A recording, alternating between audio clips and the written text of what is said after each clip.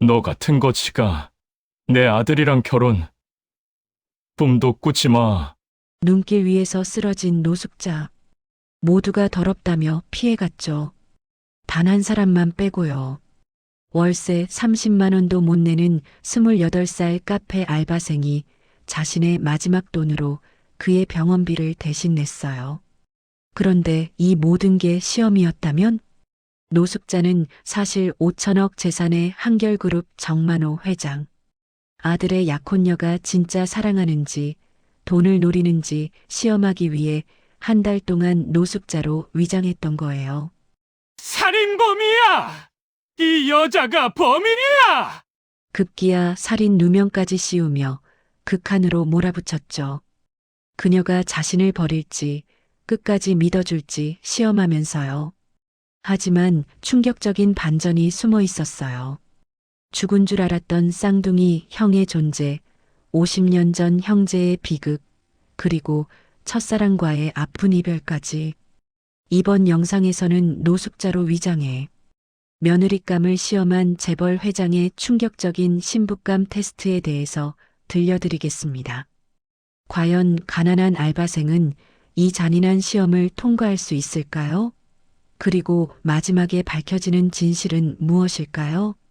시작하기 전 구독과 좋아요 눌러주시면 언제나 실제 숨겨진 인생 사연들을 전해드립니다. 들으신 후 여러분의 댓글로 자신의 의견을 말씀해 주시면 감사하겠습니다.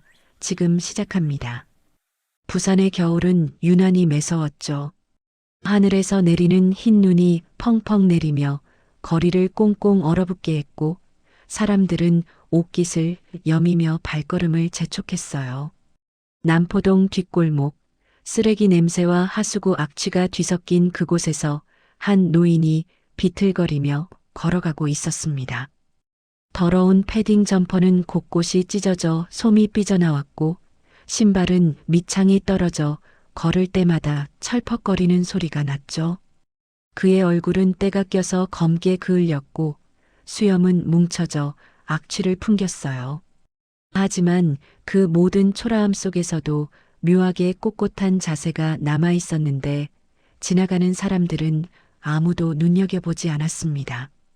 노인이 갑자기 휘청거리더니 차가운 아스팔트 위로 쓰러졌어요. 둔탁한 소리가 났지만 행인들은 마치 보이지 않는 것처럼 그를 피해 걸어갔죠. 누군가는 코를 막으며 인상을 찌푸렸고 또 누군가는 휴대폰을 들어 동영상을 찍기 시작했습니다. 아이고, 또 술 취한 거지네. 경찰 부르지 말고 그냥 놔둬. 귀찮아 죽겠어. 지나가던 중년 남자가 동행에게 말하며 발길을 돌렸어요. 노인은 차가운 바닥에 얼굴을 묻은 채 가쁜 숨을 몰아쉬었는데 그의 손가락이 경련하듯 떨리고 있었죠. 그때 카페 유니폼을 입은 28살의 서연이 뛰어왔습니다. 그녀는 주저없이 노인 곁에 무릎을 꿇었어요. 악취가 코를 찔렀지만 서연은 얼굴 한번 찌푸리지 않고 노인의 맥박을 확인했죠. 할아버지, 할아버지, 정신 차리세요. 제 목소리 들리세요? 서연의 손이 노인의 이마에 닿자 뜨거운 열기가 전해졌어요. 고열이었죠. 그녀는 망설임 없이 119를 눌렀고 자신의 패딩을 벗어 노인에게 덮어주었습니다. 영하의 날씨에 얇은 셔츠만 입은 채로 말이에요. 구급차가 도착하기까지 15분, 서연은 계속 노인 곁을 지켰죠. 그녀의 입술이 파랗게 질려가는 걸 본 구급대원이 담요를 건넸지만 서연은 고개를 저으며 노인을 먼저 챙겼어요.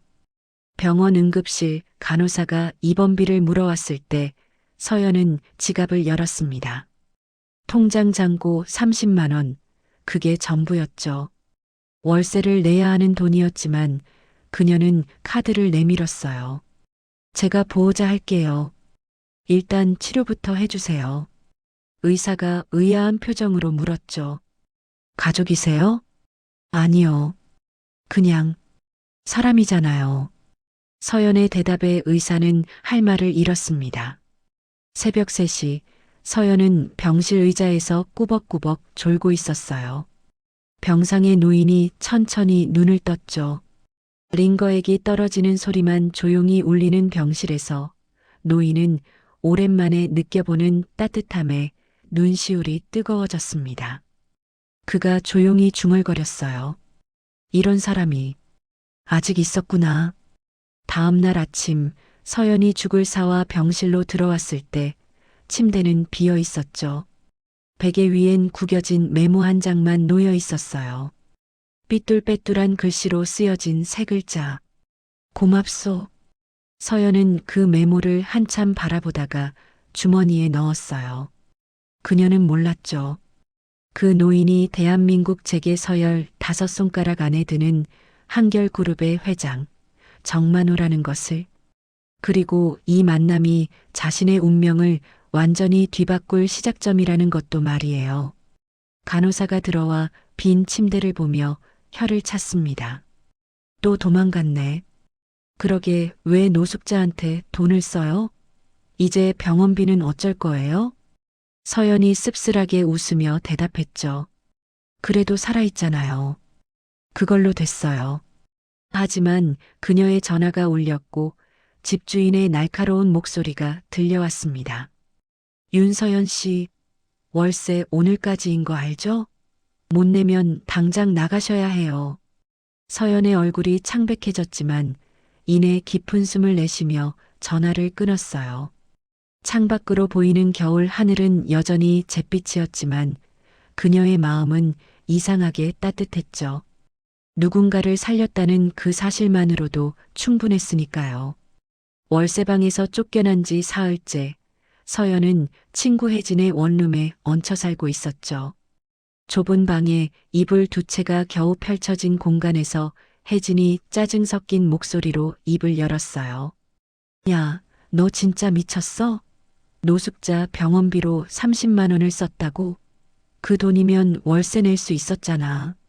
서연은 김이 모락모락 나는 컵라면을 후후 불며 대답을 피했지만 혜진의 질타는 계속됐죠. 세상이 어떤 세상인데 아직도 그따위 선행놀이를 해? 요즘 시대에 남 도와주면 뭐가 남아? 고소나 안 당하면 다행이야. 혜진의 말에 서연이 젓가락을 내려놓고 조용히 말했어요. 그래도 사람이잖아. 죽어가는 사람을 그냥 둘 순 없었어. 사람? 그 노숙자가 너한테 뭐라도 해줬어? 도망가기나 했잖아. 이게 현실이야, 윤서연. 서연의 눈가가 붉어졌지만 고개를 돌려 창밖을 바라봤죠. 겨울비가 창문을 두드리는 소리만 방 안을 채웠어요. 같은 시각 강남의 한결그룹 회장실에서는 전혀 다른 대화가 오가고 있었습니다. 78배 정만호 회장이 거대한 통유리창 앞에 서서 도시를 내려다보고 있었죠. 그의 옆에는 52의 장 전무가 서류를 들고 서 있었어요. 만호가 낮은 목소리로 말을 꺼냈습니다. 장 전무, 내가 미쳤다고 생각하나? 회장님께서 하시는 일에 제가 어떻게 해?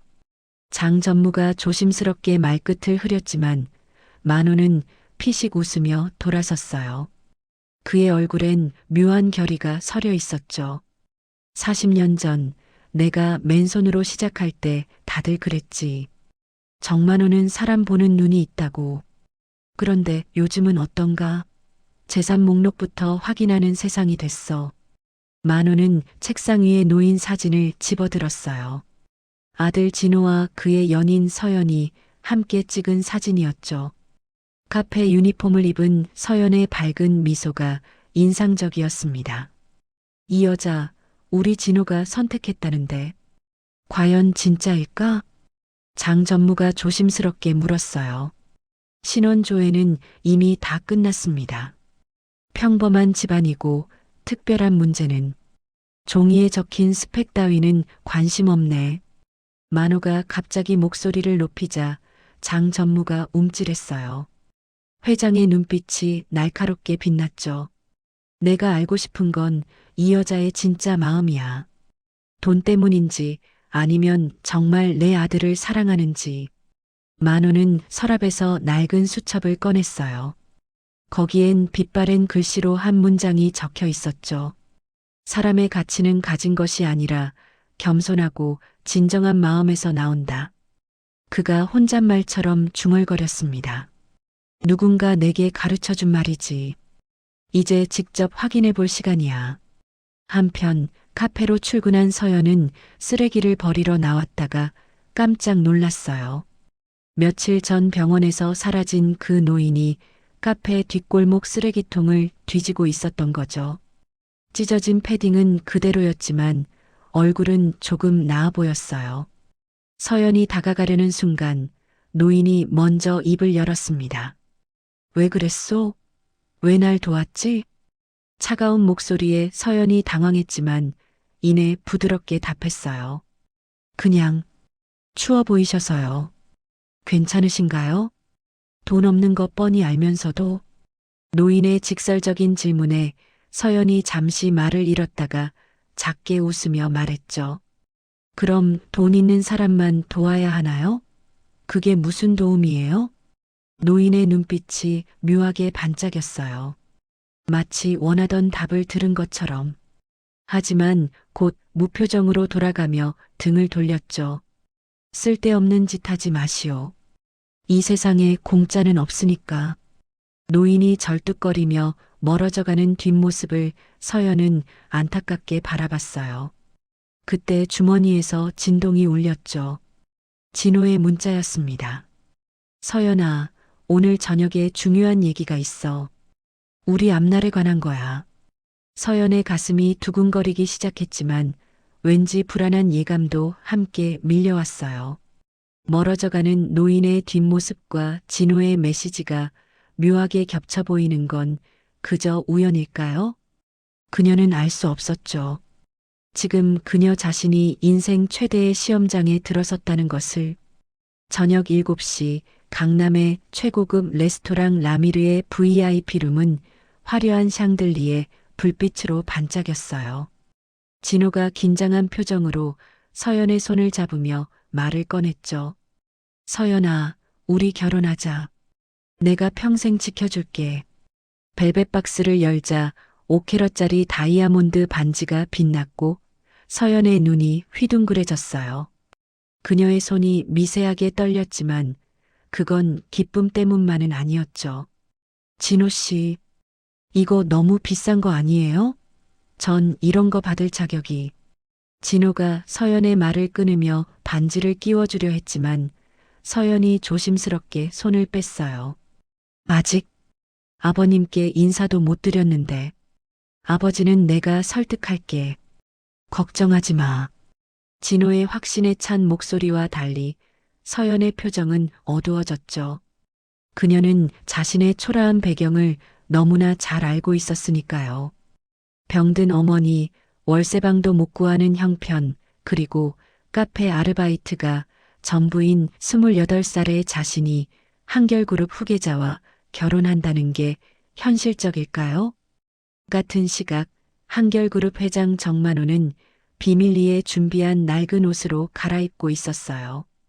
장 전무가 걱정스러운 표정으로 지켜보는 가운데 만호는 거울 앞에서 자신의 모습을 확인했죠. 구겨진 점퍼, 찢어진 바지, 그리고 악취나는 신발까지. 완벽한 노숙자의 모습이었어요. 회장님, 정말 이렇게까지 하셔야 합니까? 위험할 수도. 장 전무의 만류에 만호가 차갑게 웃었어요. 내가 78이야. 이제 와서 뭐가 무서워? 돈에 눈먼 여자들은 충분히 봤어. 이번엔 진짜를 찾아야지. 만호는 서랍에서 서연의 사진을 다시 꺼내봤어요. 카페에서 찍힌 CCTV 화면을 확대한 사진이었는데 그녀가 노숙자에게 빵을 건네는 장면이 담겨 있었죠. 이 여자 평소에도 이런다더군. 흥미로워. 다음 날 아침 서연은 여전히 혜진의 집에서 눈을 떴어요. 좁은 원룸에서 혜진이 짜증 섞인 목소리로 소리쳤죠. 아, 너 언제까지 여기 있을 거야? 나도 남자친구 불러야 되는데. 미안. 오늘 집 구하러 갈게. 서연이 부랴부랴 옷을 갈아입고 나가려는데 혜진이 뒤에서 소리쳤어요. 그 재벌 도련님이랑 결혼한다며? 그럼 집 걱정은 왜 해? 시댁에서 다 해주겠지. 서연의 발걸음이 멈췄어요. 돌아보지 않고 조용히 대답했죠. 그건 내 돈이 아니잖아. 카페에 출근한 서연은 쓰레기를 버리러 나왔다가 또다시 그 노인을 만났어요. 이번엔 카페 뒷문 계단에 웅크리고 앉아 있었는데 한 손으로 옆구리를 붙잡고 있었죠. 서연이 다가가자 노인이 거칠게 손을 저었어요. 오지 마. 가까이 오지 말라고.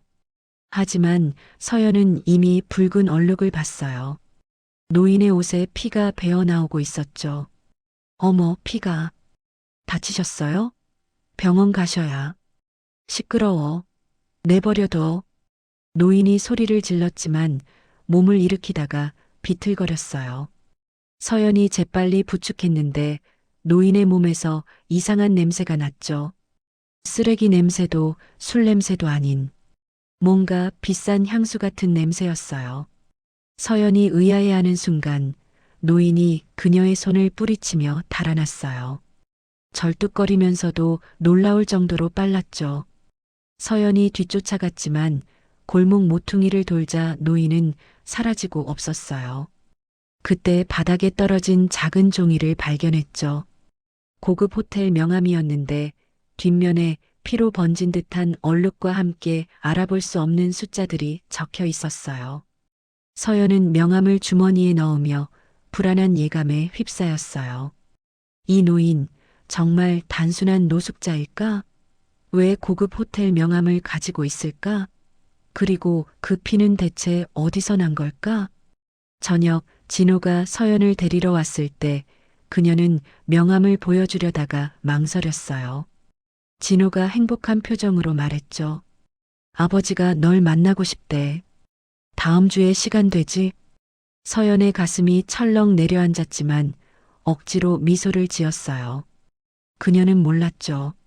지금 자신이 만나고 있는 그 수상하고 냄새나는 노숙자가 바로 진호의 아버지라는 것을.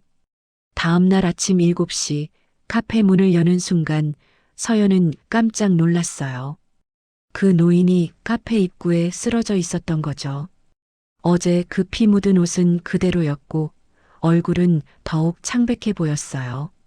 서연이 황급히 다가가자 노인이 갑자기 눈을 뜨며 그녀의 손목을 움켜잡았죠.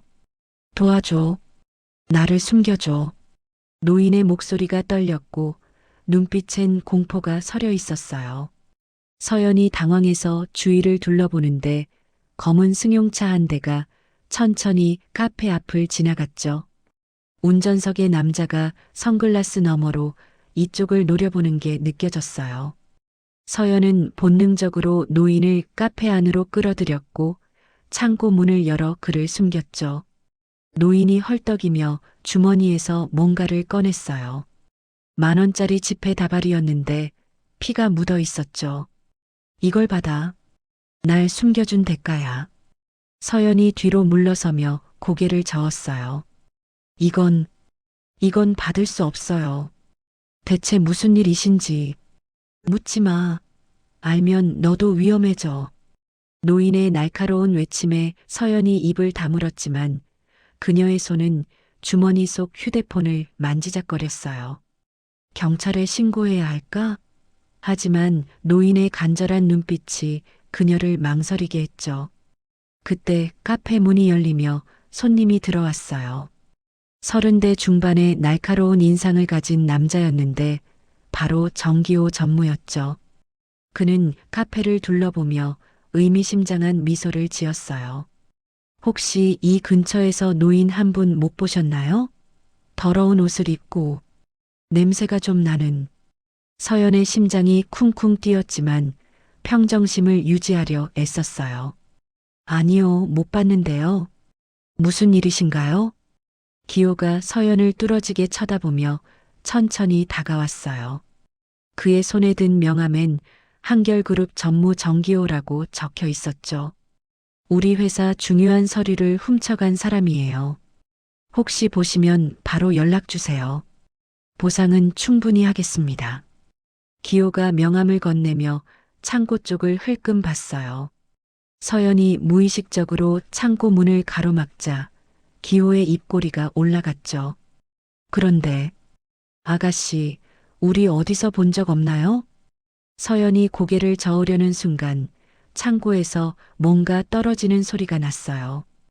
기호의 눈빛이 날카로워졌고 서연의 얼굴이 하얗게 질렸죠. 창고에 뭐가 있나 봐야겠네요. 기호가 창고로 향하려는데 서연이 앞을 막아섰어요. 손님, 직원 외에는 들어가실 수 없어요. 그래요? 그럼 경찰을 불러야겠네. 절도 용의자를 숨기는 건 범죄거든요. 기호가 휴대폰을 꺼내자 서연이 다급해졌어요. 그때 창고 문이 열리며 노인이 나왔는데 놀랍게도 카페 앞치마를 두르고 있었죠. 무슨 소리가 그렇게 시끄러워? 노인이 태연하게 걸레를 들고 있는 모습에 기호가 당황했어요. 서연도 놀랐지만 재빨리 상황을 파악하고 거들었죠. 우리 청소 아저씨세요. 오늘부터 일하기로 하셨거든요. 기호가 의심스러운 눈빛으로 노인을 훑어봤지만 노인은 묵묵히 바닥을 닦기 시작했어요. 악취는 여전했지만 앞치마를 두른 모습이 의외로 자연스러웠죠. 실례했습니다. 기호가 카페를 나가며 마지막으로 뒤를 돌아봤어요. 그의 눈빛엔 여전히 의심이 가득했죠.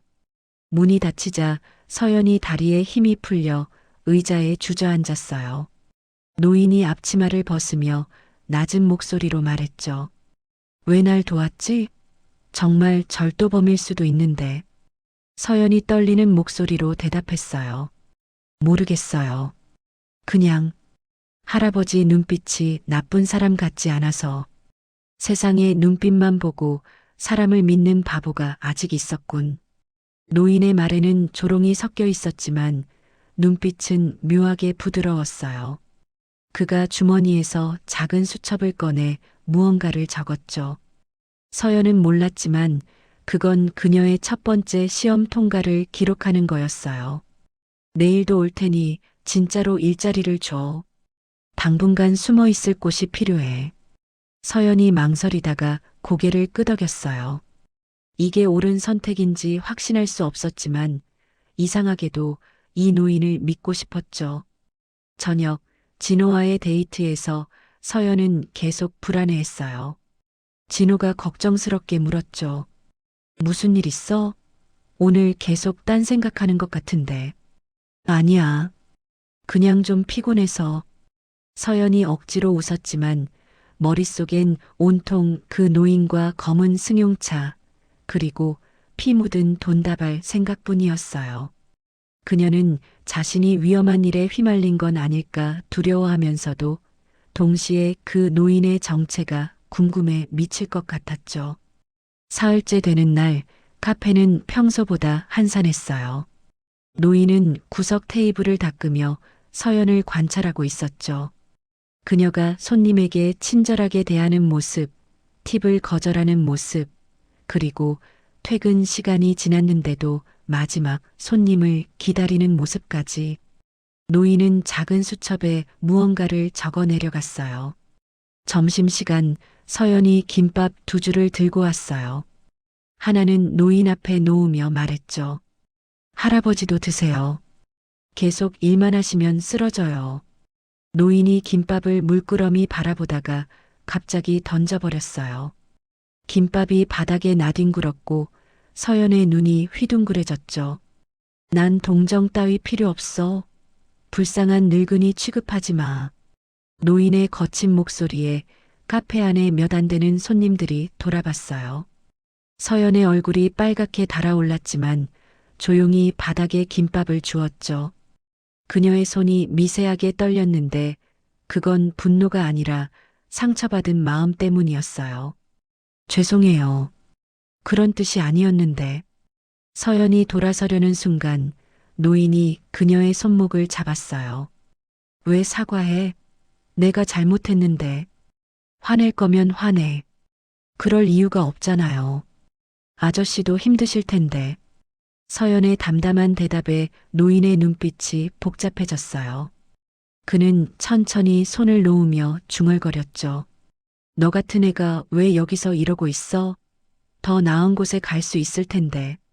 그때 카페 문이 벌컥 열리며 혜진이 들어왔어요. 그녀는 노인을 보자마자 코를 막으며 인상을 찌푸렸죠. 야, 윤서연, 너 미쳤어? 이런 사람을 왜 여기서 일하게 해? 혜진이 서연을 구석으로 끌고 가며 속삭였어요. 저 사람 수배자일 수도 있어. 어제 뉴스 봤어? 강도 살인범이 도주 중이래. 서연의 심장이 쿵 내려앉았어요. 그녀도 그 뉴스를 봤거든요. 용의자의 나이와 인상차기가 묘하게 비슷했죠. 하지만 서연은 고개를 저었어요. 아니야. 그 사람이 아니야. 어떻게 알아? 너 그 사람에 대해 뭘 알아? 혜진의 질문에 서연은 대답할 수 없었어요.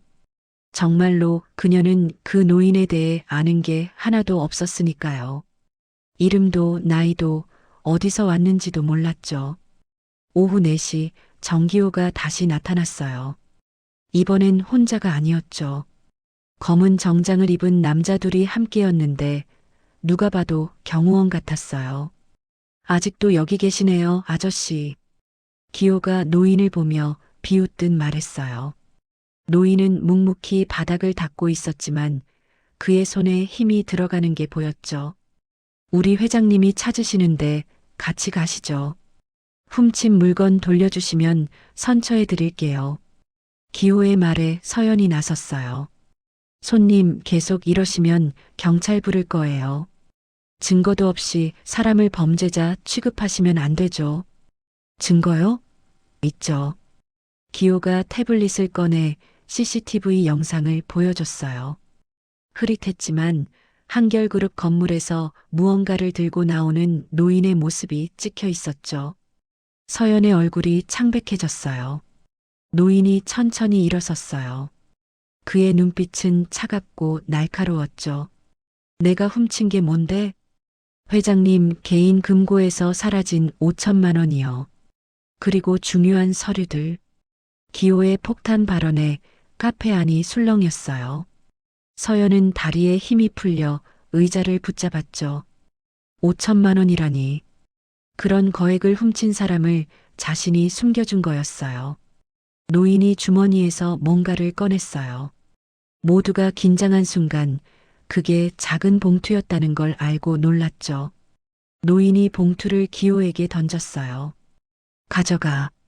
하지만 난 도둑이 아니야. 기호가 봉투를 열자 눈이 커졌어요. 안에는 한결그룹 회장 직인이 찍힌 위임장이 들어 있었죠. 내용은 간단했어요. 이 사람에게 모든 권한을 위임한다. 이게 뭡니까? 위조한 거죠? 기호의 목소리가 떨렸어요. 노인이 피식 웃었죠. 직접 확인해봐. 진짜인지 가짜인지. 기호가 황급히 전화를 걸었고 얼굴이 점점 하얗게 변했어요. 전화를 끄는 그는 부하들과 함께 서둘러 카페를 나갔죠. 서연은 혼란스러웠어요. 도둑인 줄 알았는데 위임장이 있다니. 그럼 이 노인은 대체 누구일까? 왜 노숙자 행세를 하는 걸까? 저녁 서연이 카페 문을 닫으려는데 노인이 말했어요. 나를 왜 믿었어? 정말 도둑일 수도 있었는데. 서연이 한참 생각하다가 대답했죠. 모르겠어요.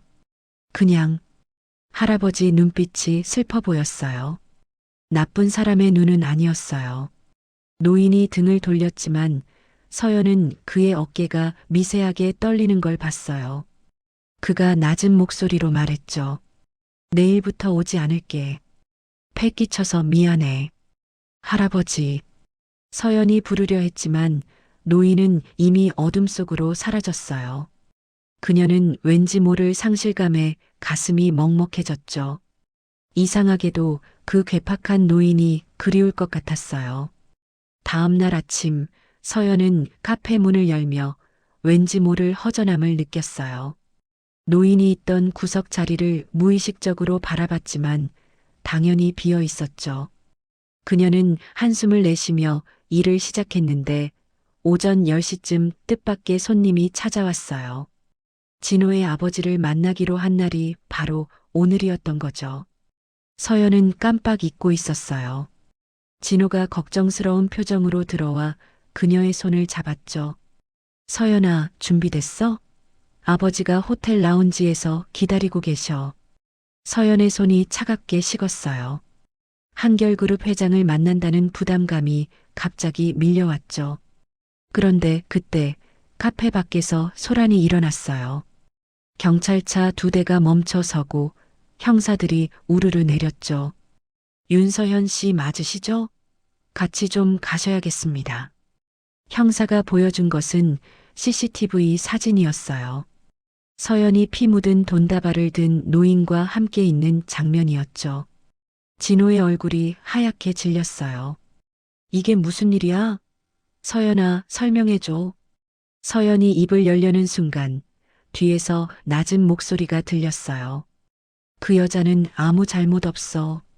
내가 협박했으니까.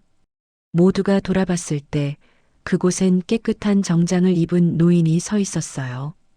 더는 노숙자의 모습이 아니었죠. 깔끔하게 빗은 백발, 고급 양복, 그리고 위험 있는 자세. 하지만 얼굴은 분명 그 노인이 맞았어요. 형사들이 당황했지만 곧 노인에게 다가갔죠. 당신이 정만호 씨입니까? 도난 사건의 용의자로. 도난이 아니야.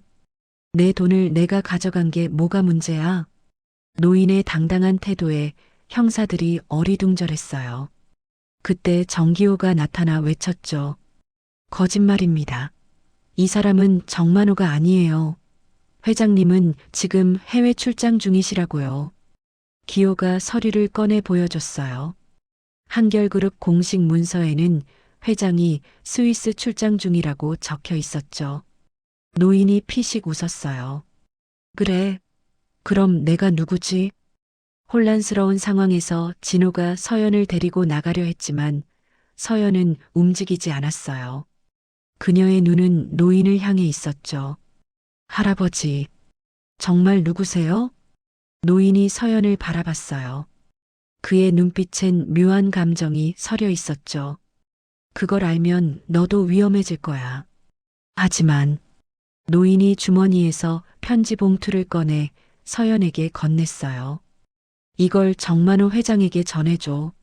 직접 만나서 오늘 오후 5시 한강대교 아래서. 편지를 받은 서연의 손이 떨렸어요. 봉투는 묵직했고 안에 뭔가 딱딱한 게 들어있는 게 느껴졌죠. 형사들이 편지를 압수하려 했지만 노인이 막았어요. 이건 개인적인 거야. 범죄와는 무관해. 그리고 노인은 형사들을 따라갔어요. 수갑은 차지 않았지만 분위기는 심상치 않았죠. 진호가 서연의 어깨를 잡으며 다그쳤어요. 대체 무슨 일이야? 그 사람이 누군데? 나도 몰라요. 정말로. 서연의 대답에 진호가 화를 냈어요. 몰라. 같이 일했다면서. 넌 내게 거짓말한 거야? 진호의 날카로운 목소리에 서연의 눈에 눈물이 고였지만 그녀는 고개를 들고 말했어요. 거짓말 안 했어요. 정말 그분이 누군지 몰랐어요. 하지만 나쁜 사람은 아니에요. 나쁜 사람이 아니라고? 경찰에 잡혀가는데? 진호가 어이없다는 듯 웃었지만 서연은 단호했어요. 그래도 나쁜 사람은 아니에요. 내가 보장해요. 오후 4시 서연은 호텔 라운지로 갔어요. 진호는 화가 나서 먼저 가버렸고 그녀는 혼자였죠. 로비에 들어서자 직원이 다가왔어요. 윤서연 님이시죠? 회장님께서 기다리고 계십니다. VIP 라운지로 안내받은 서연은 깜짝 놀랐어요. 거대한 창문 앞에 앉아 있는 사람은 다름 아닌 그 노인이었거든요. 아까 경찰서에 간 것과 똑같은 정장을 입고 있었지만 이번엔 더욱 위험 있어 보였어요. 앉아. 노인의 짧은 명령에 서연은 조심스럽게 앉았어요. 테이블 위엔 서류 뭉치가 놓여 있었는데 맨 위에는 그녀의 사진이 있었죠. 윤서연 28, 부모님 일찍 여의고 할머니 손에 자람, 대학 중퇴, 현재 카페 알바. 노인이 서류를 읽어내려가자 서연의 얼굴이 빨개졌어요. 왜 날 조사하신 거예요? 내 아들이 결혼하겠다는 여자니까. 당연히 알아봐야지. 서연이 숨을 멈췄어요. 아들, 그럼 이 사람이 정말 정만호 회장이란 말인가요? 하지만 전무님이 회장님은 해외에. 그건 내가 꾸민 일이야. 너를 시험하기 위해서. 노인의 폭탄 선언에 서연은 할 말을 잃었어요. 시험이라니. 그럼 지금까지 모든 게 연극이었단 말인가요? 왜 그런 짓을? 서연의 목소리가 떨렸고 배신감에 눈물이 났어요. 노인이 차가운 목소리로 말했죠. 내 재산을 노리고 접근하는 여자들을 너무 많이 봤거든. 넌 다를까 싶어서 확인해 본 거야. 그래서요? 확인은 되셨나요? 서연이 눈물을 닦으며 물었어요. 노인의 입꼬리가 살짝 올라갔죠. 아직이야. 진짜 시험은 지금부터니까. 호텔을 나온 서연은 정신이 하나도 없었어요. 시험이라는 말이 계속 머릿속을 맴돌았죠. 그때 누군가 그녀를 불렀어요. 윤서연 씨, 잠깐 얘기 좀 할까요? 쉰둘의 중년 남자가 부드러운 미소를 지으며 다가왔어요. 바로 장 전무였죠. 그는 카페의 단골 손님이기도 했지만 서연은 그가 한결그룹 임원이라는 걸 이제야 알았어요. 전무님, 아시는 분이셨군요. 알고 있었죠. 처음부터. 장 전무가 근처 벤치를 가리키며 앉자고 했어요. 서연은 망설이다가 따라갔죠. 그가 커피 2잔을 건네며 말을 시작했어요. 회장님이 왜 이런 일을 벌이는지 궁금하죠? 내가 설명해 줄게요. 장 전무의 표정이 진지해졌어요. 그는 10년 전 이야기를 꺼냈죠. 회장님 첫째 아들이 있었어요. 진호 형이죠. 똑똑하고 성실했는데 잘못된 여자를 만났어요. 서연의 눈이 커졌어요. 진호에게 형이 있었다니. 그 여자는 재산만 노렸죠. 결혼하고 1년도 안 돼서 이혼 소송을 걸었어요. 재산 분할에 위자료에. 회장님 아들은 충격으로 쓰러졌고 결국 장 전무가 말을 멈췄어요. 하지만 서연은 알 수 있었죠. 그가 세상을 떠났다는 걸. 그때부터예요. 회장님이 사람을 믿지 않게 된 건. 특히 아들과 연애하는 여자들은 더욱 의심하죠. 서연이 쓴웃음을 지었어요. 그래서 날 시험하는 거군요. 내가 또 그런 여자인지. 회장님 방식이 틀렸다고 생각해요. 하지만 이해는 가요. 자식 잃은 부모 마음이 어떻겠어요. 장 전무가 서연의 어깨를 가볍게 두드렸어요. 포기하지 말아요. 회장님도 결국엔 진심을 알아볼 거예요. 시간이 좀 걸릴 뿐이죠. 그때 서연의 핸드폰이 울렸어요. 진호였죠. 그의 목소리는 차가웠어요. 서연아, 우리 잠시 거리를 두자. 아버지 일도 그렇고 나도 정리할 시간이 필요해. 전화가 끊기고 서연은 멍하니 핸드폰을 바라봤어요. 장 전무가 안타까운 표정으로 그녀를 봤죠. 진호도 상처가 많은 아이예요. 형 일 이후로 아버지를 원망했거든요. 그런데 이번엔 자기 연인까지. 저녁 7시 서연은 집으로 돌아왔어요. 아니, 혜진의 원룸으로 돌아왔죠. 혜진이 짐을 싸고 있었어요. 야, 나 남자친구 집으로 들어가기로 했어. 월세는 이번 달까지 냈으니까 내가 써. 혜진이 나가고 텅 빈 원룸에 서연 혼자 남았어요. 그녀는 바닥에 주저앉아 울음을 터뜨렸죠. 하루 만에 모든 게 무너진 기분이었어요. 다음 날 아침 서연은 카페로 출근했어요. 사장이 걱정스러운 표정으로 그녀를 맞았죠. 서연아, 어제 경찰 왔던 거 괜찮니? 우리 카페에 피해 가면 안 되는데. 죄송해요. 제가 그만둘게요. 서연이 앞치마를 벗으려는데 뒤에서 익숙한 목소리가 들렸어요. 그만두면 안 돼. 아직 시험이 끝나지 않았는데. 노인이 다시 나타났어요. 이번엔 평범한 노인 차림이었죠. 깔끔하지만 수수한 옷차림에 지팡이까지 들고 있었어요. 아저씨, 아니 회장님, 서연이 어떻게 불러야 할지 몰라 당황했어요. 노인이 피식 웃었죠. 그냥 아저씨라고 해. 편해. 사장이 놀란 표정으로 물러났고 카페엔 둘만 남았어요. 노인이 구석 테이블에 앉으며 말했죠. 내가 내게 제안을 하나 하지. 한 달간 나와 함께 지내봐. 내 집에서. 서연이 깜짝 놀랐어요. 네, 그게 무슨. 정확히 말하면 우리 집 별채야. 거기서 한 달간 지내면서 진호와의 결혼이 정말 진심인지 증명해봐. 노인의 눈빛이 날카로워졌어요. 대신 조건이 있어. 그 한 달 동안 진호와는 연락 금지야. 오직 나하고만 대화할 수 있어. 서연이 입술을 깨물었어요. 이건 시험이 아니라 감금 아닌가요? 거절하면요? 그럼 끝이지. 진호와도 우리 집안과도 영원히 끝이야. 노인의 단호한 말에 서연은 주먹을 꽉 쥐었어요.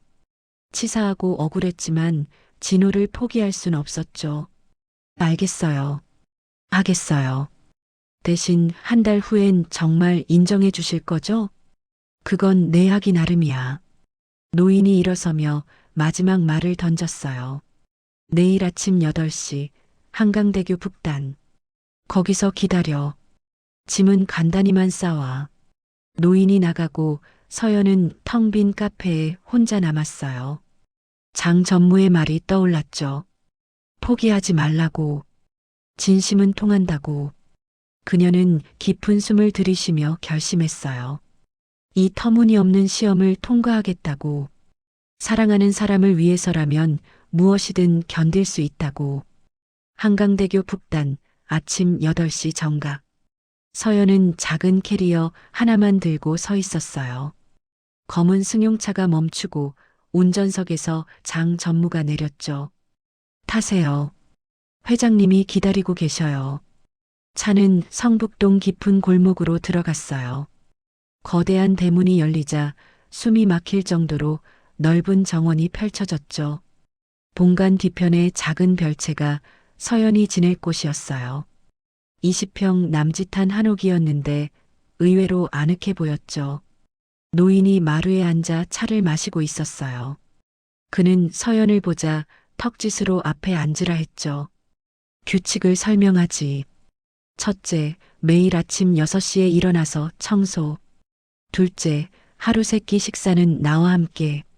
셋째, 저녁 9시 이후 외출 금지. 서연이 고개를 끄덕였어요. 노인이 이어서 말했죠. 넷째, 휴대폰은 내가 보관한다. 필요하면 집 전화 써.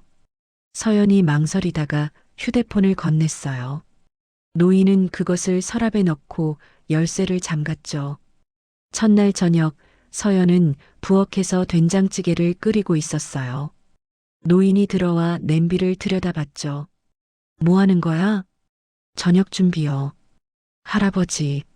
아니, 회장님도 드셔야죠. 노인이 한 숟가락 떠먹더니 인상을 찌푸렸어요. 자, 다시 해. 서연이 당황했지만 새로 끓이기 시작했어요. 두 번째는 싱겁다고, 세 번째는 비리다고 트집을 잡았죠. 네 번째가 되자 서연의 눈에 눈물이 고였지만 그녀는 참았어요. 이번엔 어떠세요?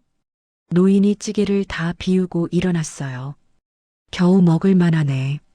서연은 그의 뒷모습을 보며 작게 미소 지었어요. 빈 그릇이 진짜 답이었으니까요. 일주일이 지났어요. 서연은 매일 새벽에 일어나 마당을 쓸고 노인의 빨래를 했죠. 그런데 이상한 일이 생기기 시작했어요. 노인이 가끔 밤중에 전화를 받고 나가는 거였죠.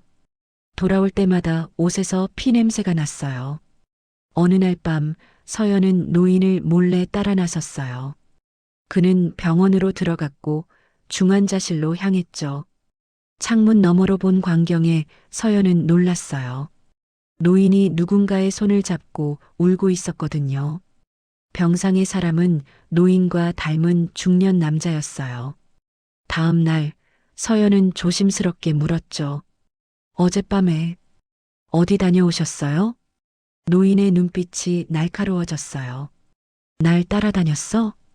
죄송해요. 걱정돼서. 내가 걱정할 일 아니야. 노인이 소리를 지르고 나갔어요. 하지만 서연은 봤죠. 그의 손이 떨리고 있다는 걸. 2주째 되던 날 정기호가 별채를 찾아왔어요. 그는 서연에게 봉투를 내밀었죠. 1,000만 원이야. 받고 조용히 사라져. 서연이 봉투를 밀어냈어요. 필요 없어요. 2배로 줄게. 2,000만 원. 어때? 전무님, 전 돈 때문에 여기 있는 게 아니에요. 정기호가 비웃었어요. 그럼 뭐 때문이지? 사랑? 웃기지 마. 진호는 벌써 다른 여자 만나고 있어. 서연의 얼굴이 하얗게 질렸지만 그녀는 고개를 들었어요. 그래도 전 여기 있을 거예요. 약속했으니까. 정기호가 떠나고 노인이 방에서 나왔어요.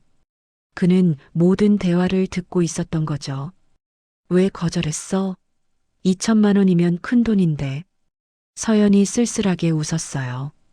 돈으로 살 수 없는 게 있잖아요. 신뢰 같은 거요. 노인이 한참 서연을 바라봤어요. 그의 눈빛이 처음으로 부드러워졌죠. 그날 밤 서연은 거실에서 이상한 서류를 발견했어요. 장례식장 예약 확인서였죠. 날짜는 다음 주였고 고일날은 비어 있었어요. 서연의 손이 떨렸어요. 설마 노인이 누군가를 해치려는 걸까? 다음 날 아침 노인이 뜻밖의 제안을 했어요. 오늘은 밖에 나가자. 답답하지? 두 사람은 남산을 올랐어요. 정상에서 서울을 내려다보며 노인이 말했죠. 이 도시 전체가 전쟁터야. 모두가 서로를 의심하고 경계하지. 넌 다른 것 같더라. 저도 의심 많아요. 하지만 서연이 말을 멈추고 노인을 봤어요. 가끔은 믿어보는 것도 필요하잖아요. 노인이 처음으로 웃었어요. 진짜 웃음이었죠. 3주째 되는 월요일 아침, 노인이 서연을 서재로 불렀어요. 책상 위엔 두꺼운 서류 뭉치가 놓여 있었죠. 그는 서류를 펼치며 말했어요. 내가 알아야 할 게 있어. 진호 이야기야. 서연의 가슴이 두근거렸어요. 3주 만에 처음 듣는 진호의 이름이었죠. 진호가 약혼했어. 대한은행 회장 딸하고. 서연의 얼굴이 하얗게 질렸어요. 몸이 휘청거렸지만 겨우 버텼죠. 노인이 사진을 보여줬는데 진호가 어떤 여자와 레스토랑에서 마주 앉아 있는 모습이었어요. 이게 진짜예요? 서연의 목소리가 떨렸고 눈물이 흘러내렸어요. 노인이 차갑게 말했죠. 아직도 그 애를 기다려? 돈도 없고 집안도 보잘것없는 내가? 서연이 고개를 들었어요. 눈물로 얼룩진 얼굴이었지만 눈빛은 단호했죠. 그래도 전 여기 있을 거예요. 약속은 약속이니까요. 노인의 눈빛이 묘하게 변했어요. 그가 일어나며 말했죠. 오늘부터 휴대폰 돌려주지. 진호한테 연락해봐. 그래도 기다릴 건지. 서연은 떨리는 손으로 휴대폰을 받았지만 전원을 켜지 않았어요. 필요 없어요. 한 달이 끝날 때까지 기다릴 거예요. 그날 오후 이상한 일이 벌어졌어요. 경찰이 별채로 들이닥친 거죠. 정기호가 그들을 안내했어요. 이 여자가 회장님 비자금 서류를 훔쳤습니다. 수색영장 여기 있어요. 경찰들이 서연의 방을 뒤지기 시작했고 침대 밑에서 서류 봉투가 나왔어요. 안에는 해외 계좌 정보와 거액의 자금 내역이 들어 있었죠. 이건 전 모르는 거예요. 누가 넣어둔 거예요. 서연이 울부짖었지만 소용없었어요. 수갑이 채워지려는 순간 노인이 나타났죠. 잠깐, 그 서류는 내가 넣어둔 거야. 모두가 놀라 돌아봤어요. 노인이 정기호를 노려보며 말했죠.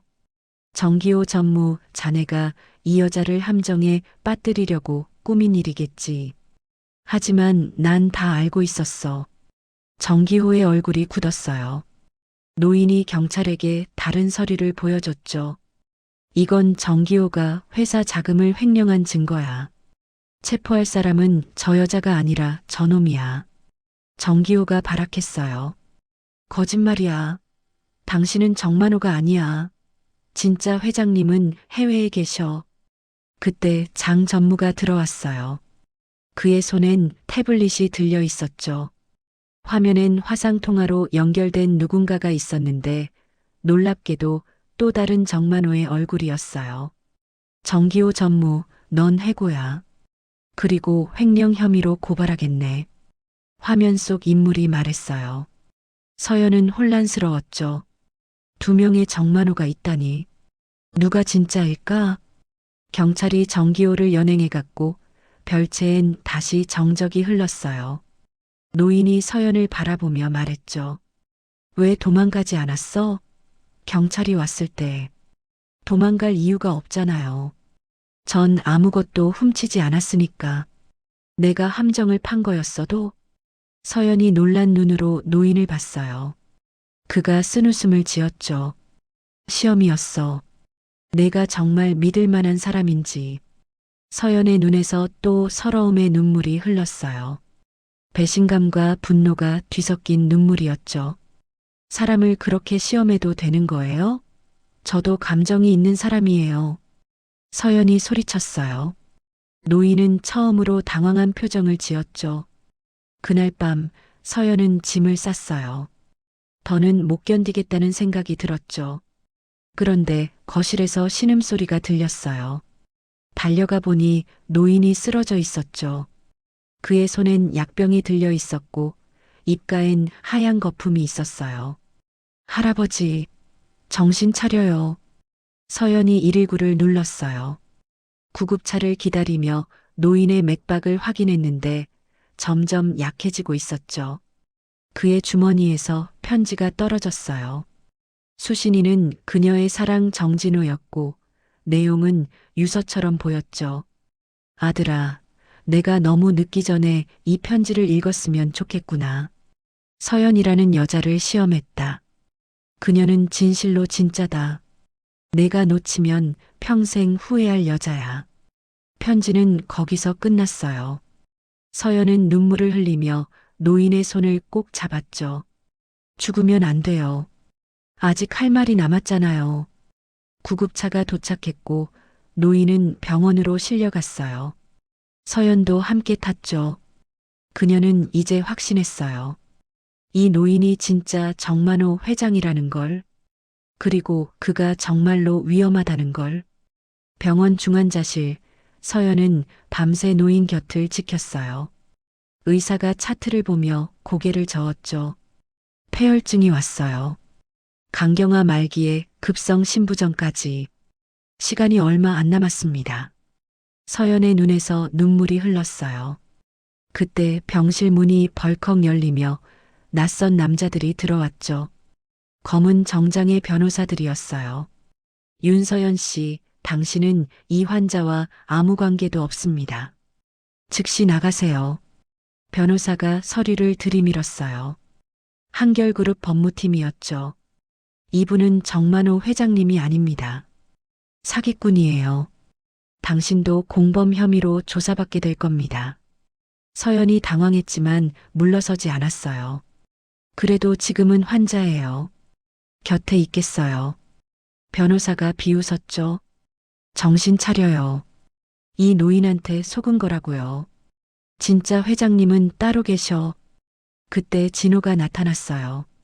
서연은 한 달 만에 그를 보는 거였죠. 하지만 그의 표정은 차가웠어요. 서연아, 그만해. 넌 속은 거야. 이 사람은 우리 아버지가 아니야. 진호 씨, 아버지는 스위스에서 치료받고 계셔. 이 사람은 아버지 흉내를 낸 사기꾼이야. 진호가 증거를 보여줬어요. 스위스 병원에서 보낸 의료 기록이었죠. 정만호 회장이 3개월 전부터 입원 중이라고 적혀 있었어요. 서연이 혼란스러워했을 때 노인이 의식을 회복했어요. 그가 서연의 손을 잡으며 힘겹게 말했죠. 미안해. 다 거짓말이었어. 서연의 심장이 멈추는 것 같았어요. 노인이 계속 말했죠. 난 정만호가 아니야. 그의 형이지. 쌍둥이 형. 모두가 놀라 숨을 멈췄어요. 진호의 얼굴이 하얗게 질렸죠. 뭐라고요? 아버지한테 형이 있었다고요? 노인이 고통스럽게 웃었어요. 50년 전에 헤어졌어. 동생은 재벌이 됐고 난 노숙자가 됐지. 우스운 운명이야. 변호사가 다급하게 전화를 걸었어요. 그러나 노인은 계속 말했죠. 동생이 부탁했어. 자기 대신 며느리감을 시험해달라고. 병든 몸으로 직접 할 수 없다면서. 서연은 믿을 수 없다는 표정으로 노인을 바라봤어요.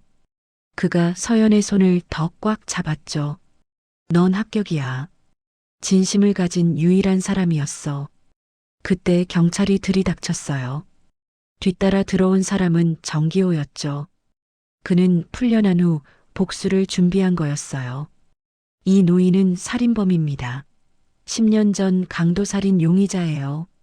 정기호가 수배 전단을 보여줬어요. 사진 속 얼굴은 젊었지만 분명히 이 노인과 닮았죠. DNA 검사 결과도 나왔어요. 현장에서 발견된 혈흔과 일치합니다. 서연이 노인을 보호하려 했지만 경찰이 그녀를 밀어냈어요. 노인이 수갑을 차려는 순간 그가 갑자기 경련을 일으켰죠. 의사 불러요. 의료진이 달려왔지만 노인의 상태는 급속도로 악화가 됐었어요. 그가 마지막 힘을 짜내 서연에게 속삭였죠. 지하실, 금고, 347. 진실이 숨어 있어, 서연아. 노인의 눈이 감겼어요. 심전도가 일직선이 되었죠. 의사의 사망 선고가 내려졌어요. 2020년 3월 15일 오후 4시 30분 사망. 서연은 오열했어요.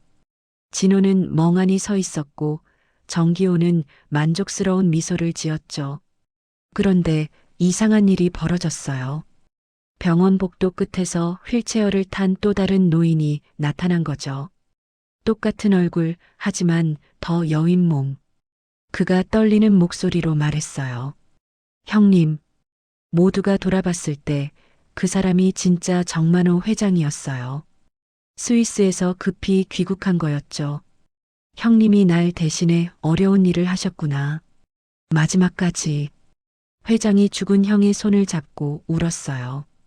서연은 충격으로 쓰러질 것 같았지만 겨우 버텼죠. 이 모든 게 진짜였을까?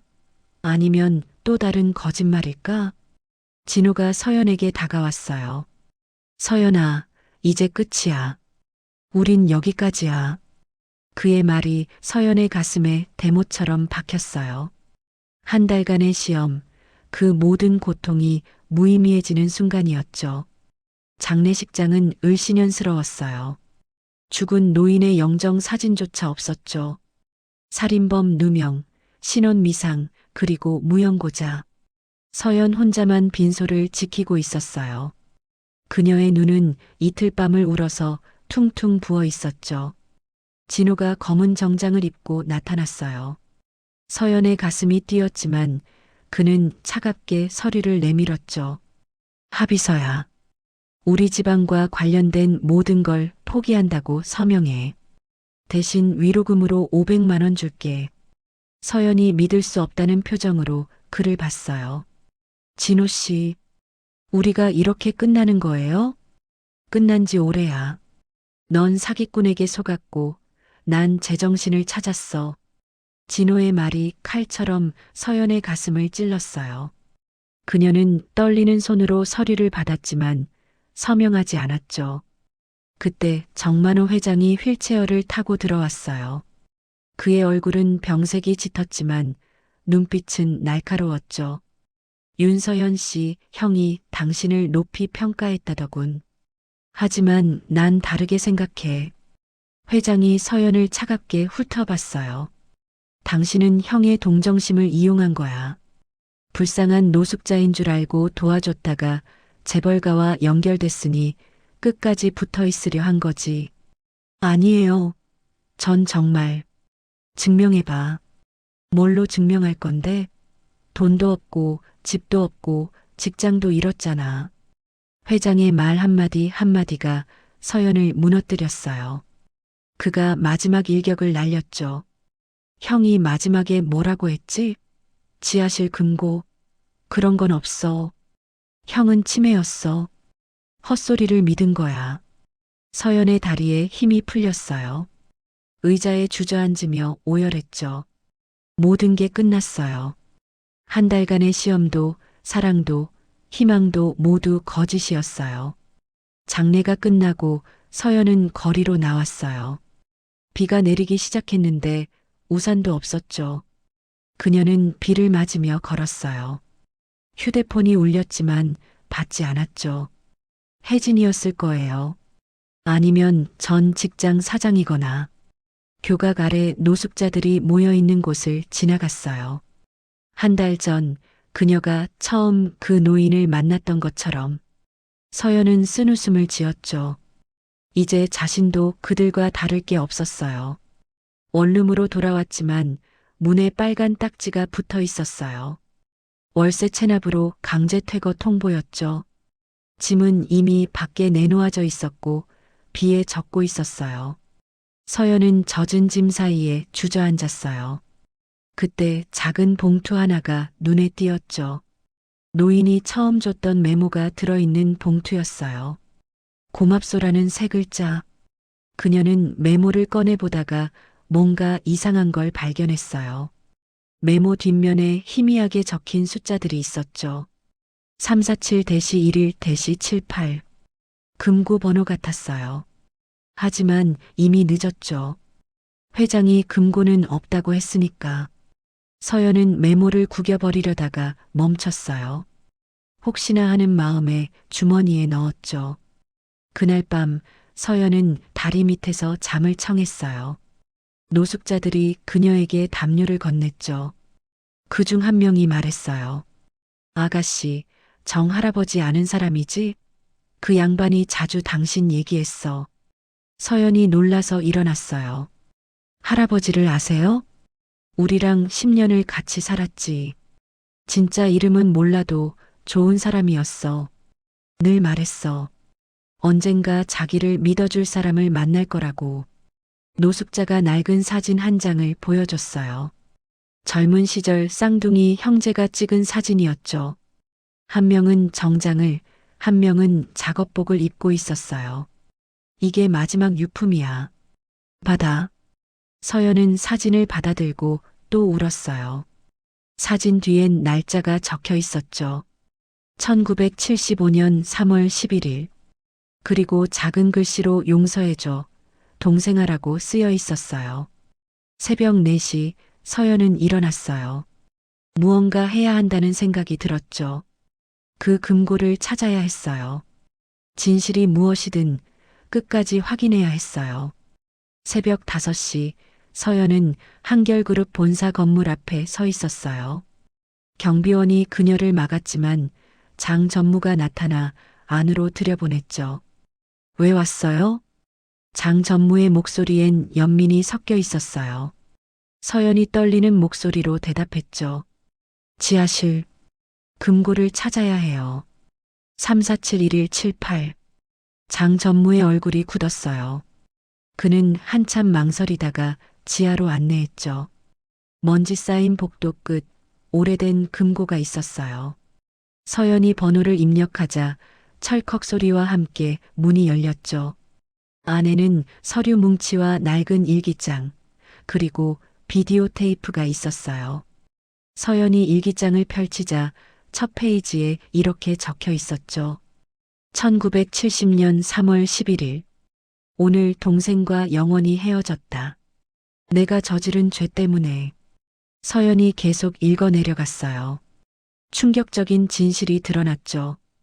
50년 전 형인 정만식은 동생 정만호를 대신해 감옥에 갔던 거였어요. 만호가 실수로 사람을 죽였고 만식이 동생을 보호하기 위해 자수했던 거죠. 장 전무가 비디오를 재생했어요. 화면에 병든 정만호 회장이 나타났죠. 그는 눈물을 흘리며 말했어요. 형님, 미안합니다. 평생 당신 덕에 살았는데 끝까지 인정하지 못했습니다. 형님이 노숙자가 된 걸 알면서도 외면했습니다. 영상 속 회장이 계속 말했어요. 며느리감 시험을 부탁한 건 진짜 사실입니다. 형님이라면 진짜와 가짜를 구별할 거라고 믿었습니다. 형님은 평생 희생자가 되어 온전한 진심으로 살았으니까요. 진정으로 온 마음 다하여 누굴 사랑하실 줄 아신다는 것을 형님이 몸소 평생 보여주셨잖아요. 서연의 눈에서 눈물이 흘렀어요. 그제야 모든 퍼즐이 맞춰졌죠. 쌍둥이 형제의 비극, 50년의 죄책감, 그리고 마지막 화해의 시도. 서류 중엔 유언장도 있었어요. 정만호 회장이 직접 쓴 거였죠.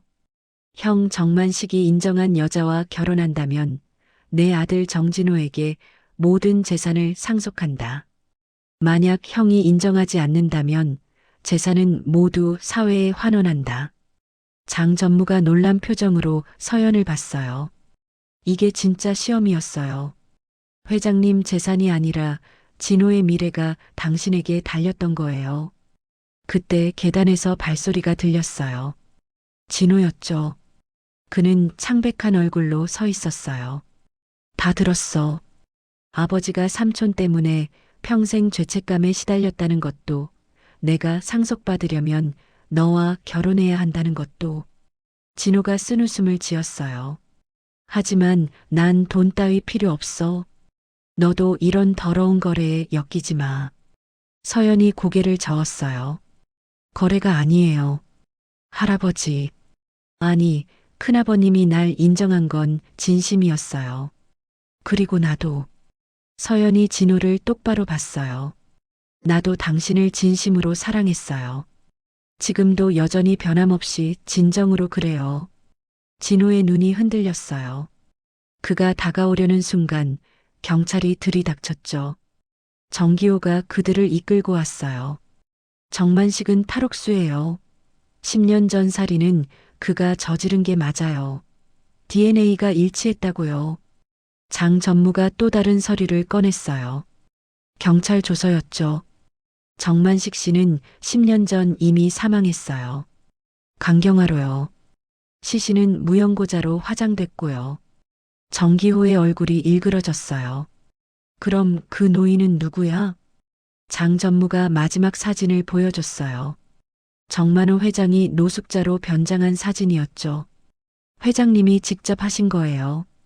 병을 숨기고 형 행세를 하며 시험한 거죠. 진짜 형의 이름으로. 모두가 충격에 빠진 순간 서연은 깨달았어요. 자신이 시험한 건 노인이 아니라 자기 자신이었다는 걸. 그리고 그녀는 끝까지 흔들리지 않고 그녀의 영혼이 사랑하는 마음을 지켰다는 것을요. 지하실을 나온 서연은 결연한 표정이었어요.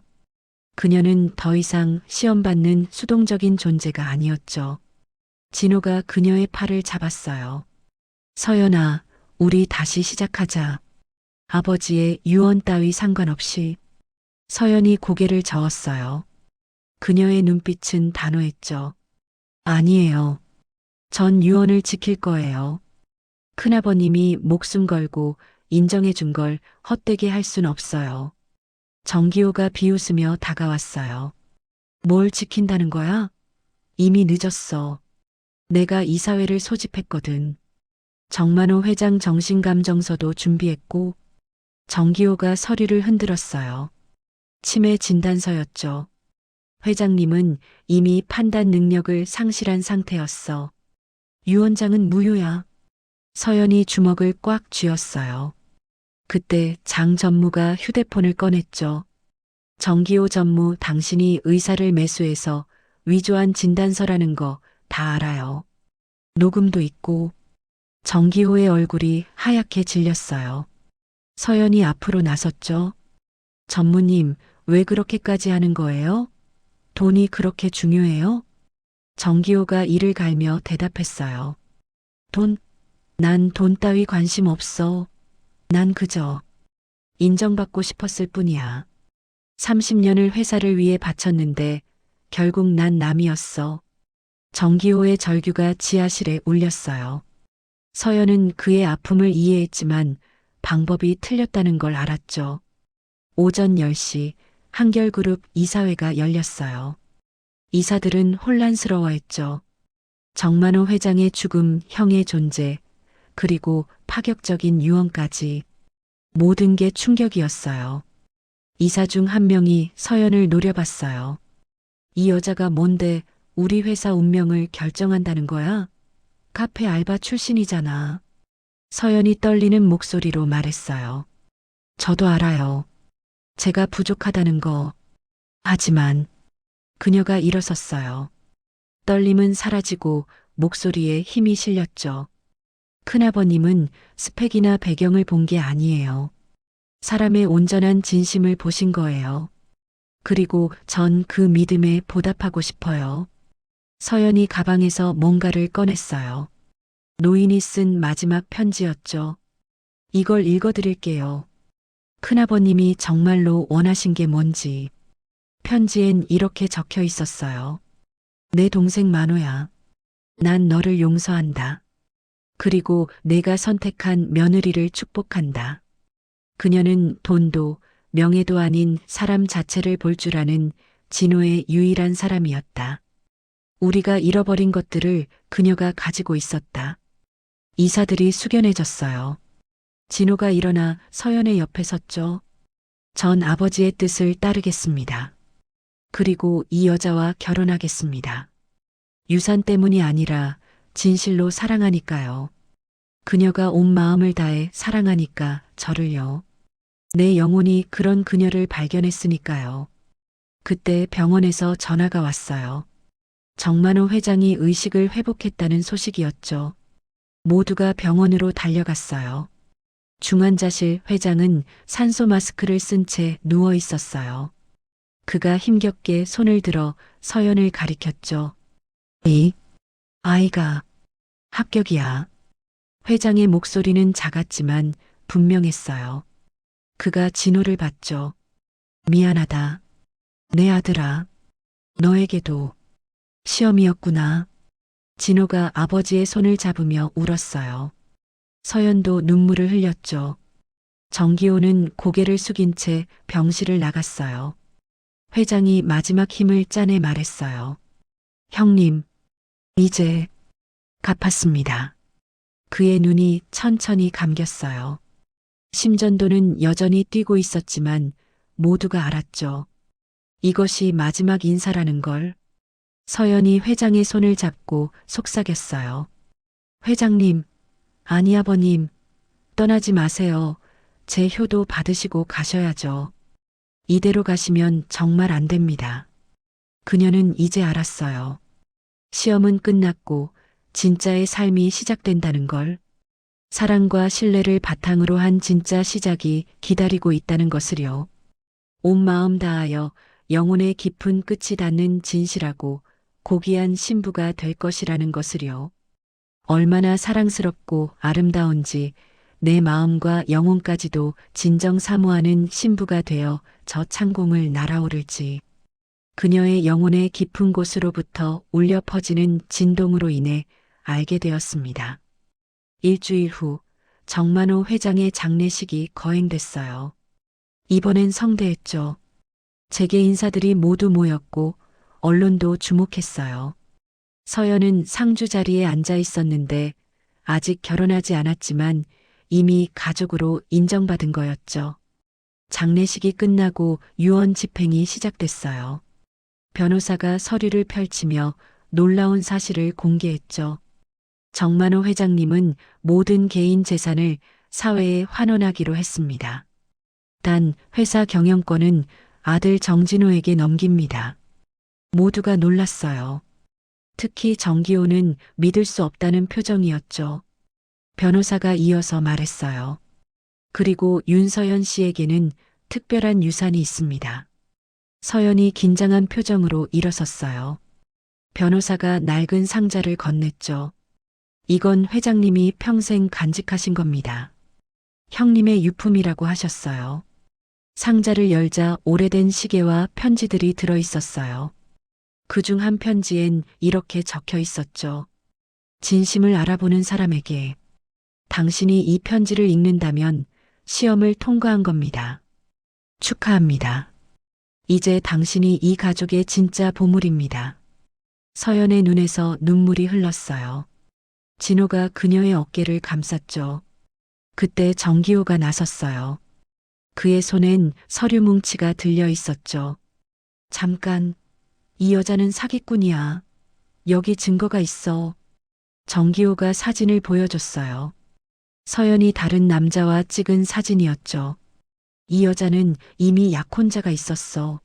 재벌가에 들어오려고 속인 거야. 진호의 얼굴이 굳었어요. 서연이 당황해서 말했죠. 그건 오해예요. 그 사람은 내 동생이에요. 뒤에서 젊은 남자가 나타났어요. 서연의 남동생이었죠. 그가 증명서를 보여줬어요. 가족관계 증명서예요. 전 윤서연의 친동생 윤서준입니다. 정기호가 당황했지만 포기하지 않았어요. 그래도 이 여자는 자격이 없어. 학력도 배경도 없잖아. 그때 뜻밖의 인물이 나타났어요. 65의 노부인이었죠. 바로 박순정이었어요. 그 아이는 내 손녀예요. 모두가 놀라 돌아봤어요. 박순정이 떨리는 목소리로 말했죠. 50년 전 정만호와 헤어졌어요. 그가 선택한 길을 존중했죠. 하지만 인연은 이렇게 이어지는군요. 그녀가 서연을 바라봤어요. 넌 나를 닮아 마음이 따뜻해. 그게 내 진짜 재산이란다. 진호가 서연의 손을 꼭 잡았어요. 이제 알았어. 아버지가 왜 너를 선택했는지. 넌 돈도 명예도 아닌 사람 자체를 사랑할 줄 아니까. 정기호가 마지막으로 발악했어요. 이건 불공평해. 난 30년을 바쳤는데. 장 전무가 정기호에게 다가갔어요. 정 전무, 당신은 회사를 위한 게 아니라 자신을 위해 일했어요. 그게 차이예요.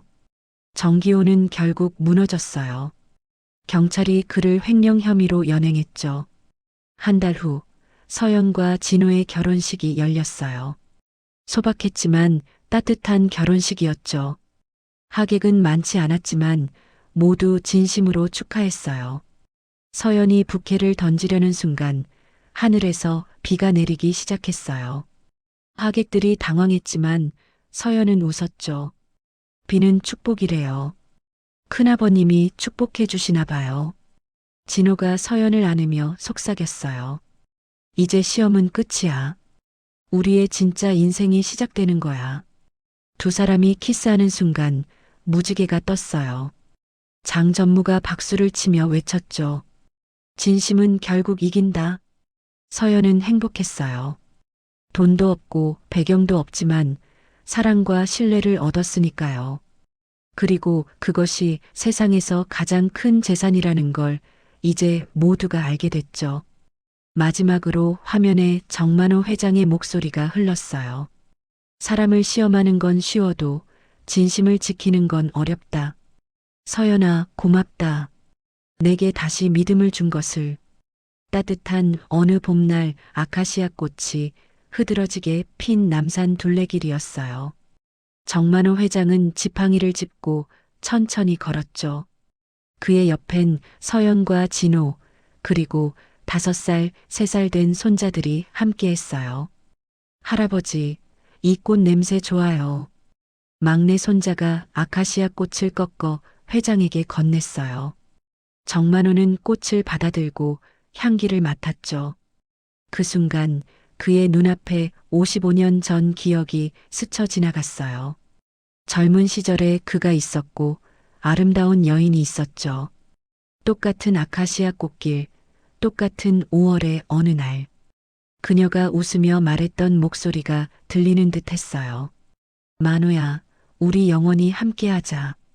정만호의 눈가가 촉촉해졌어요. 서연이 걱정스럽게 물었죠. 아버님, 괜찮으세요? 회장이 서연을 바라봤어요. 그의 눈빛이 따뜻했죠. 서연아, 내가 있어서 참 다행이구나. 내가 진짜 시험 받은 건 나였어. 진호가 아버지의 팔을 잡으며 말했어요.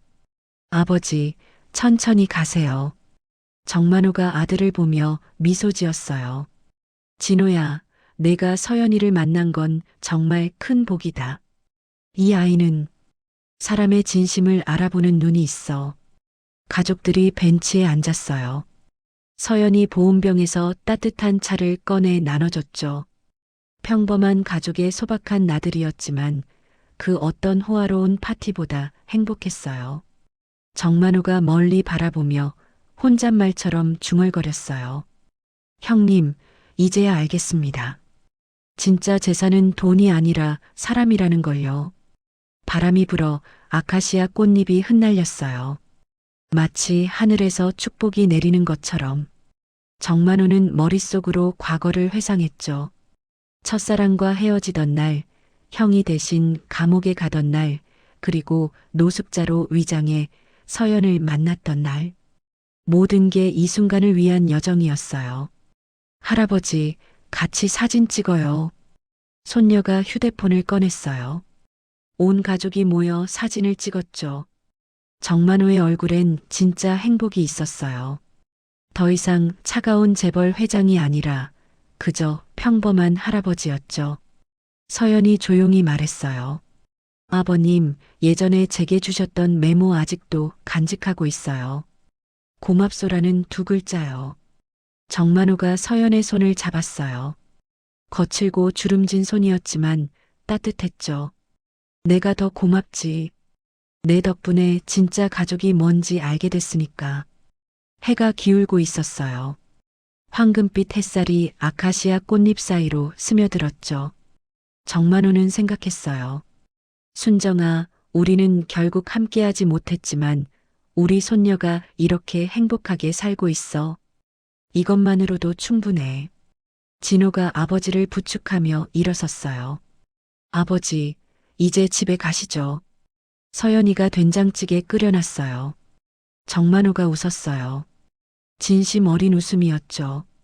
그래, 가자. 우리 집에 가자. 그들이 천천히 걸어가는 뒷모습이 석양에 물들었어요. 재벌도 가난뱅이도 없었죠. 그저 평범하고 행복한 한 가족이 있을 뿐이었어요. 마지막으로 정만호가 돌아보며 하늘을 올려다봤어요. 형님, 이제야 빚을 갚은 것 같습니다. 진심은 정말 변하지 않는군요. 아카시아 향기가 봄바람에 실려온 동네를 감쌌어요. 어딘가에서 누군가의 진심이 또 다른 기적을 만들고 있겠죠. 그것이 인생의 진실이니까요.